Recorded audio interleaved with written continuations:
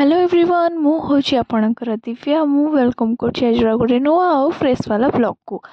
तो जेहेतु थिला आज संडे तो आमे समस्त सांग मान मिसी बाहर जाइतिलु बुलिबा पई।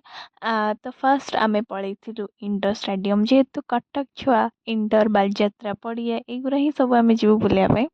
आम पळैतिलु स्मिता को एठी मिल जाइतला गोटे आंब इंडोर भितरे जेहेतु ता पूर्व दिन वर्षा होता तो आंब पड़ता स्मितार आखिटा पूरा एते तीक्ष्ण जे से जाइए आंब नहीं आसला दे तापर ये सी पड़े दी जन जाक थंडा आने जेहेतु आम से पड़िया बसबू तो भाविलु टे थंडा पीकी चिल करदबू बोली ये स्मिता मैडम गाड़ी चलाउथिले।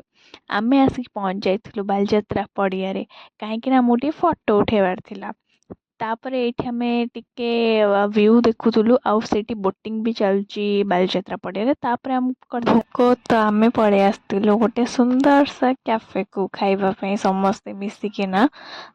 तो एठी लिमुन आ मु आमे समस्तंकर टिके वीडियोस नहीं जाउथिली कारण आमे समस्ते बहुत ही खुशी रे आसीथिलु बुलिबा पई। तापर आमे जेगिना ऑर्डर दे देथिलु ऑर्डर रे भाई ने आसले हम पई बर्गर भाई माने आई मीन लिमुन सस ये समस्त को सर्व कर दूसरा।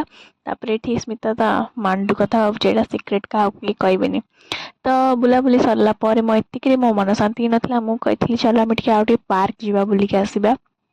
देन आम समस्त मिसिकी पार्क पड़े आसलु से मजा मस्ती करदे आ पार्क रे भी टे बहुत समय रही भल लगे बसिया को। देन एतिक थिला आजिर मिनी ब्लॉग। तो समस्त देखिए वीडियो टी कहे केमती लगिला। Thank you so much for watching bye bye.